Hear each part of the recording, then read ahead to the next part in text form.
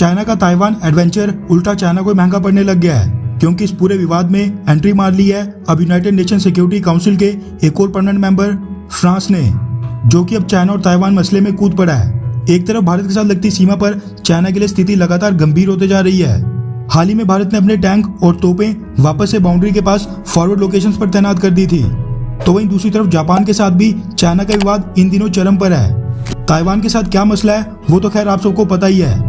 China ने 4 दिनों के अंदर ही 150 के करीब फाइटर जेट्स ताइवान की एयर स्पेस को इन्वेड करने के लिए भेज दिए थे। ये सब कुछ चाइना ने अपने देश की जनता का ध्यान भटकाने के उद्देश्य से किया था, लेकिन चाइना को एक साथ इतने ज्यादा देशों से पंगा लेना अब महंगा पड़ रहा है। चाइना ने जो अपने फाइटर जेट्स और न्यूक्लियर हथियारों से लैस बॉम्बर्स ताइवान की एयर स्पेस में लगातार 3 से 4 दिनों तक भेजे थे, इस पर अब दुनिया के कई सारे देश चाइना के दरवाजे तक आ पहुंचे हैं, जिनमें अब लेटेस्ट एंट्री हुई है फ्रांस की।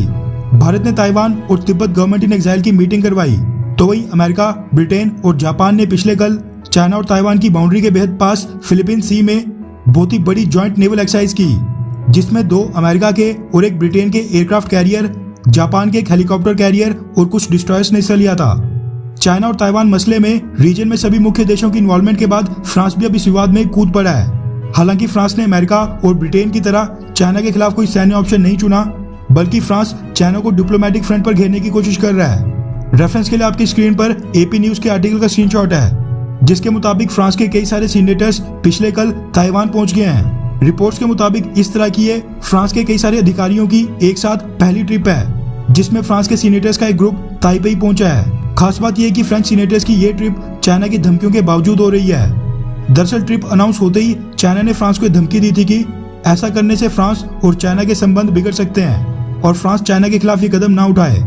लेकिन धमकी के बावजूद फ्रांस ने विजिट जारी रखी और पिछले कल कई सारे फ्रेंच सीनेटर्स का एक ग्रुप 5 दिन के बेहद लंबे दौरे पर ताइवान लैंड कर चुका है। ये डेलीगेशन ताइवान के गवर्नमेंट ऑफिशियल्स के साथ कई सारी बायलैटरल मीटिंग करेगा और फ्रांस और ताइवान के बीच बायलैटरल कोऑपरेशन को मजबूत करने के लिए काम करेगा। वहीं ताइवान की प्रेसिडेंट साई इंग वेन इस विजिट को लेकर बेहद एक्साइटेड दिखी और उन्होंने हर एक फ्रेंच सीनेटर के साथ मीटिंग की, जिसकी जानकारी उन्होंने खुद अपने ट्विटर हैंडलर पर भी दी।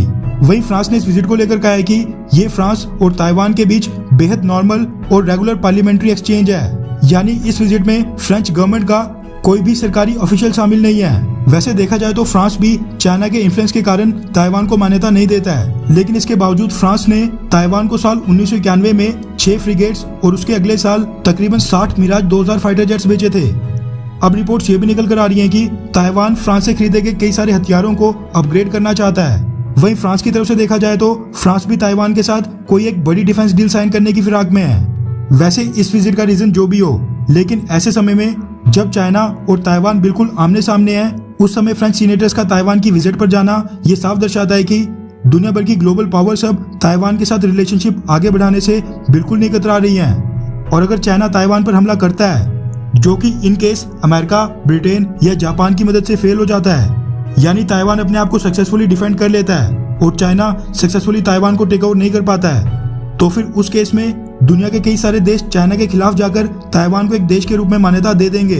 वहीं भारत की बात करें तो पता नहीं क्यों हमारी सरकार ताइवान को लेकर एक सिंगल स्टेटमेंट तक नहीं देती है। फिर अपने एमपीज को ताइवान की विजिट पर भेजना तो दूर की बात है, लेकिन खैर भारतीय सरकार की भी अपनी कुछ डिप्लोमेटिक मजबूरियां हैं। वैसे हम इस तरह की वीडियोस लगातार कवर करते रहते हैं। अगर आप हमारे चैनल इंडियन अफेयर्स पर पहली बार आए हैं तो चैनल को सब्सक्राइब करके बेल आइकन दबाना ना भूलें। साथ में नीचे कमेंट करके बताएं कि क्या हमें ताइवान को लेकर अपनी फॉरेन पॉलिसी में कोई बदलाव करना चाहिए, या अभी की तरह चाइना और ताइवान के बीच में इंटरफेयर नहीं करने वाली पॉलिसी लगातार आगे भी चलानी चाहिए। नीचे कमेंट करके अपनी राय जरूर बताएं।